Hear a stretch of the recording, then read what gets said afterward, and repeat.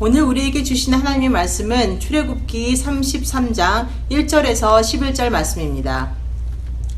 여호와께서 모세에게 이르시되 너는 내가 애굽 땅에서 인도하여 낸 백성과 함께 여기를 떠나서 내가 아브라함과 이삭과 야곱에게 맹세하여 내 자손에게 주기로 한 그 땅으로 올라가라. 내가 사자를 너보다 앞서 보내어 가나안 사람과 아모리 사람과 헷 사람과 브리스 사람과 히위 사람과 여부수 사람을 쫓아내고 너희를 적과 꿀이 흐르는 땅에 이르게 하려니와 나는 너희와 함께 올라가지 아니하리니 너희는 목이 곧은 백성인즉 내가 길에서 너희를 진멸할까 염려함이니라 하시니 백성이 이 조남한 말씀을 듣고 슬퍼하여 한 사람도 자기의 몸을 단장하지 아니하니 여호와께서 모세에게 이르시기를 이스라엘 자손에게 이르라 너희는 목이 곧은 백성인즉 내가 한순간이라도 너희 가운데에 이르면 너희를 진멸하리니 너희는 장신구를 떼어내라. 그리하면 내가 너희에게 어떻게 할 것인지 정하겠노라 하셨습니다. 이스라엘 자손이 호렙 산에서부터 그들의 장신구를 떼어내니라. 모세가 항상 장막을 취하여 진 밖에 쳐서 진과 멀리 떠나게 하고 회막이라 이름하니 여호와를 앙무하는 자는 다 진 밭갓 회막으로 나아가며 모세가 회막으로 나아갈 때는 백성이 다 일어나 자기 장막 문에 서서 모세가 회막에 들어가기까지 바라보며 모세가 회막에 들어갈 때에 구름 기둥이 내려 회막 문에 서며 여호와께서 모세와 말씀하시니 모든 백성이 회막 문에 구름 기둥이 서 있는 것을 보고 다 일어나 각기 장막 문에 서서 예배하며 사람이 자기의 친구와 이야기함 같이 여호와께서는 모세와 대면하여 말씀하시며 모세는 진으로 돌아오나 눈의 아들 젊은 수종자 여호수아는 회막을 떠나지 아니하니라. 아멘. 오늘 본문 말씀인 전장인 32장에서는 금송아지 숭배 사건이 나오는데요. 그 이스라엘 백성들의 금송아지 숭배 사건으로 인해 진노하신 하나님께서 아직 진노가 완전히 거두어지지 않은 그 가운데 모세를 명하여 이스라엘 백성들을 데리고 가나안 땅으로 명하고 계십니다. 가라고 명하셨지만 여호와께서는 같이 가지 않으시겠다고 하십니다. 33장 3절에 보면 너희를 적과 꿀이 흐르는 땅에 이르게 하려니와 나는 너희와 함께 올라가지 아니하리니. 적과 꿀이 흐르는 그 땅은 아브라함과 이삭과 야곱에게 주기로 한 그 약속의 땅입니다. 또한 그 약속의 땅을 이스라엘 백성들이 얻게 하기 위해서 하나님께서는 그의 사자를 보내셔 그 땅의 모든 족속들을 쫓아내실 것을 약속하셨습니다.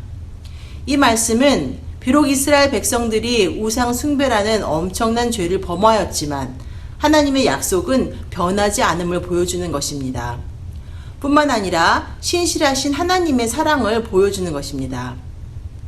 하나님의 신실하신 사랑 때문에 이스라엘 백성들은 적과 꿀이 흐르는 땅에 이르게나 하겠지만은 하나님과 함께 동행하시지 않는다는 그 말씀을 듣고 너무 슬퍼하였습니다.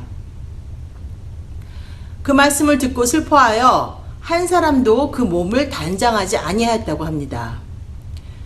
그리고 또한 하나님께서 장신구를 떼어내라고 하셨을 때 그들은 회개하는 마음으로 장신구를 떼고 진심으로 자신들의 우상 숭배의 죄를 회개하였습니다.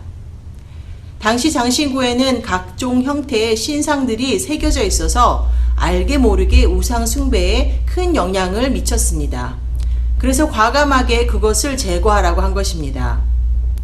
죄와 관련된 것을 과감하게 제거할 때 하나님과의 관계도 회복되고 은혜와 축복도 회복이 됩니다. 그처럼 회개하는 마음으로 장신구를 떼어냈지만 하나님과 이스라엘 사이의 거리는 단번에 회복되지는 않았습니다. 그래서 하나님이 임재하면 이스라엘이 그 죄악으로 진멸될 수도 있었기에 하나님을 따로 만날 거룩한 장소가 필요했습니다. 그 필요성을 느끼고 모세가 진과 멀리 떨어진 곳에 장막을 치고 그곳을 회막이라고 이름 짓고 하나님을 앙모하고 추구하는 자는 그 회막으로 나아가게 했습니다. 여기서 회막이라는 뜻은 미팅 텐트, 만남의 장소 그런 뜻을 가지고 있는데요. 만남의 장소라는 이름을 가지게 된 이유는 하나님께서 그곳에서 이스라엘 백성들을 만나셨기 때문입니다. 7절에서 여호와를 앙모하는 자는 다 진 밭갓 회막으로 나아가며 라고 했습니다. 어떤 사람들이 하나님을 만나기 위해 회막으로 나왔나요? 바로 여호와를 앙모하는 자들입니다. 여호와를 앙모하는 자들은 마음을 다하고 성품을 다하여 하나님을 구하는 자를 가리킵니다. 하나님께서는 이런 사람들을 항상 원하시며 이사야 40장 31절에서는 오직 여호와를 앙망하는 자는 새 힘을 얻으리니 독수리의 날개치며 올라감 같을 것이요 하시며 여호와를 앙망하는 자들에게 독수리가 날개치며 올라가는 새 힘을 주시겠다고 약속하셨습니다. 10절에서는 모든 백성이 회막문에 구름 기둥이 섰음을 보고 다 일어나 각기 장문에서 서서 경배하라고 합니다. 금송아지 앞에서 추악한 몸짓으로 일어나 뛰놀던 이스라엘 백성들의 모습은 이제 하나님 앞에 일어나 경배하는 모습으로 바뀌어졌습니다. 진정한 회개는 하나님께 대한 기쁨과 감사의 경배가 따르게 됩니다. 모세는 하나님께서 이스라엘과의 동행을 거부하시자 하나님께서 함께 하시지 않는 삶은 무의미하다는 사실과 또한 가나안 정복이라는 대역사 또한 불가능하다는 사실을 누구보다 잘 알고 있었습니다. 그래서 모세는 하나님께 임재하실 장막을 따로 만들었고 하나님께서 이스라엘을 용서하시고 함께 동행하시도록 전심전력으로 기도했습니다. 사랑하는 성도님 여러분, 우리의 삶도 마찬가지입니다. 우리는 하나님이 함께 하시지 않은 삶을 살아서는 안 됩니다. 하나님 없으면 나는 못 살아요 라고 하며 하나님의 이름을 부르고 간절히 붙들어야 합니다. 하나님의 은혜를 망각하고 죄를 짓더라도 진심으로 회개하고 주님 앞에 주님을 만나러 나갈 때 우리 입술에서 기쁨과 감사의 경배가 끊이지 않고 하나님을 온전히 예배하는 예배자의 삶을 살 수 있게 될 것입니다. 진실하신 하나님의 은혜와 사랑이 오늘도 사랑하는 모든 성도님들 삶 가운데 충만하기를 축복합니다. 오늘 함께 기도하실 것은 하나님의 사랑과 용서에 대해서 감사드리며 이스라엘 백성들이 비록 우상 숭배라는 큰 죄를 범하였지만 용서하시고 그들의 약속을 지키시는 하나님의 신실하신 그 사랑이 우리 삶 가운데도 함께하다는 것을 잊지 마시고 하나님께 감사하고 나아갈 수 있는 우리 모두가 되기를 바랍니다.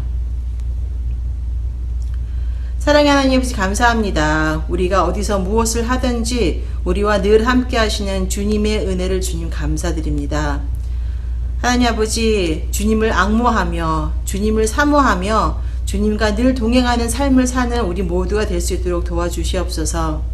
세상의 것을 바라지 않고 정말 하나님께서 원하시고 하나님께서 기뻐하시는 것이 무엇인지 깨닫고 하나님 뜻하는 대로 순종하며 나아갈 때 우리의 삶을 통하여서 하나님께 영광이 되고 우리 주위에 있는 모든 이들에게는 기쁨이 되는 그런 귀한 삶을 살 수 있는 우리 모두 될 수 있도록 도와주시옵소서.